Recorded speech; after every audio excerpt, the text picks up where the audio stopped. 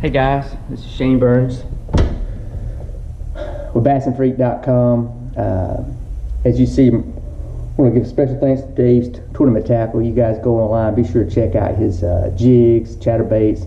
He makes a lot of great baits, and he's the jigs and chatterbaits that I use all season long. I stock up. We do fishing shows in January in Richmond, Greensboro, and Raleigh, North Carolina, as well as he's got an online store.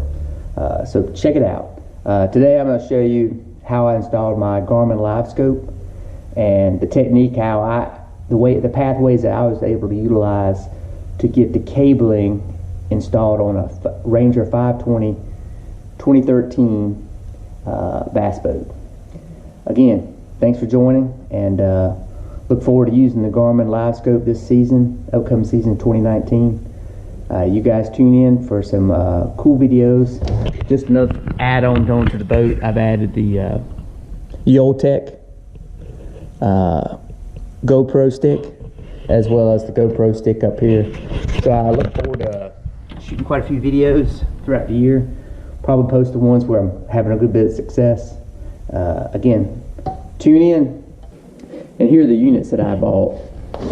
See right here is it's the Panoptix Livescope system itself, mounting hardware, unassuming box, and then I bought the Garmin Echo Map Plus 93 SV and transducer. When you buy the Garmin Livescope, the Panoptix Livescope, it doesn't have a user interface, so you have to have some sort of monitor. I opted to go with a 9-inch Garmin Echo Map. You just got to make sure whatever unit you buy is compatible with the Livescope. I think I got about $2,200 invested in my system. The biggest challenge that I ran into, I couldn't find any videos on how to wire this thing up. A couple things to be aware of. The transducer cable that comes with the Livescope is only 20 foot long, and I had high hopes of mounting the brain. I'll show you in a second. It looks like an amplifier. It's got a lot of heat sinks on it. I was looking forward to mounting it on the rear of the boat. I had a great spot for it where I thought it would be out of the way. But with a 20-foot transducer cable, you know, you got to take into consideration the boat's 20 foot long, but you got to come up and around and out of where the foot control for the trolling motor is, and then you got to go up the trolling motor cable and then down the trolling motor shaft to the transducer. You're talking about another 6 to 8 feet you need, in addition to the 20 foot to get to the other end of the boat. So it means you're going to have to mount your brain somewhere halfway down the middle part of the boat to be able to utilize the transducer cable that comes with it. I don't think you can splice it. The other thing is, just to let you know, the diameter of that transducer plug is about 1.25 inches or 1.8 inches. Very large hole. And on the Rangers, they come with a interduct up in the gunnels, and it's been spray foamed in, and typically that's how I get my cabling up and down from the front end of the boat to the back end of the boat, is through there. I'm going to show you the ways that I was able to utilize some of the conduit and how I could get that 1.25 inch transducer cable, as well as the networking cable, back to the Panoptix Livescope amplifier, or the brains of the operation. Let me take you up to the front and show it to you.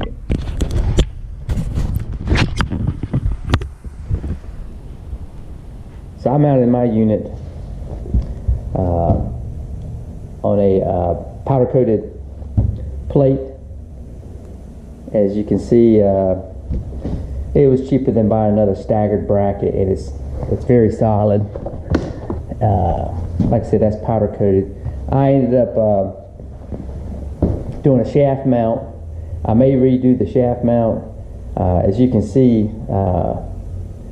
you need to think about, I fish a lot of shallow water, so I'll be pulling that shaft up, so I may have to raise that unit above the fork and the Ultrex.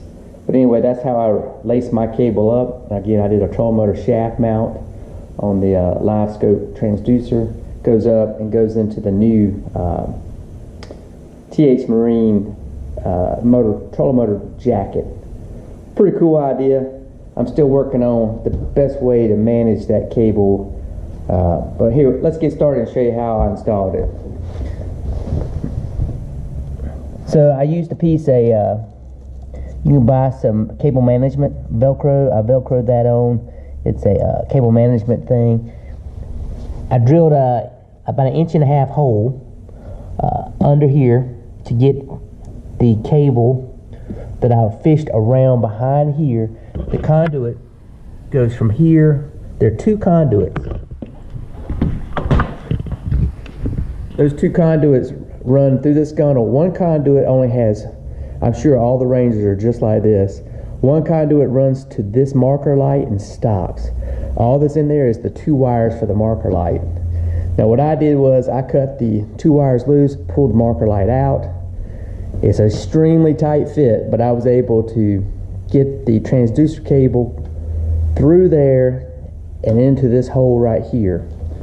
And again, you just take the screws off, pull this off. It's got a rubber washer, a gasket. Take the screws out and this whole marker assembly comes out. Now the secret here is the rod buckle is right here on the other side. So the spray foam, I just chipped out the spray foam between the rod buckle and the marker. So once I was able to do that, then I was able to fish the cable into where the rod buckle's at.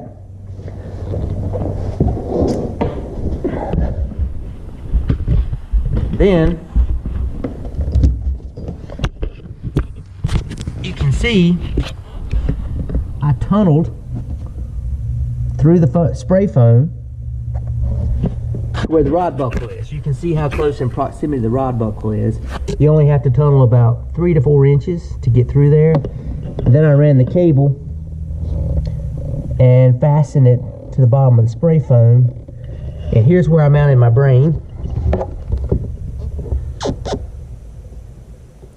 I used, it's hard to mark on carpet, so you see the whiteout. I used whiteout, typing whiteout, to mark the carpet where to drill the holes at.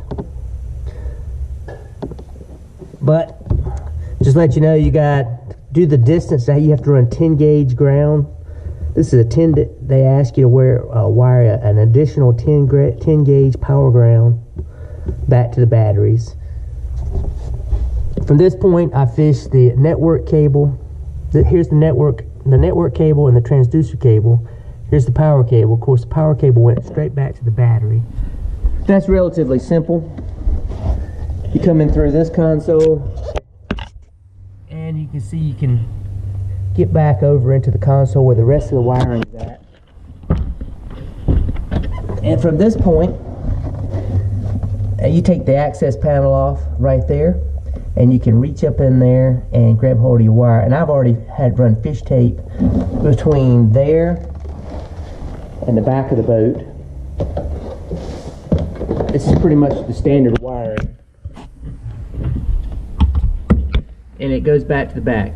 My advice is anytime you fish your conduits, be sure to pull another pull string back through in case you ever have to go back through again. As you can see, I've got a pull string there where every time I go through, I leave another pull string. There's a fresh terminal I just installed because the other terminal post was full. There's the power, and here's the black, the negative side. And I'm going to probably install another switch in line with another fuse. Just to let you know, one of the problems I ran into was the power cable is not quite long enough to reach from where the brain is at to the back of the boat. So you got to splice onto it, and splicing onto it, I spliced a 8-foot piece of number 10, and I barely was able to reach back there. That being said, the problem is the fuse panel for the power is actually inside that access point. wasn't the best design by Garmin, but it works. And trust me, guys, you'll love the Garmin scope, Livescope. It's awesome. Like I said, look forward to putting out some videos. Thanks for tuning in.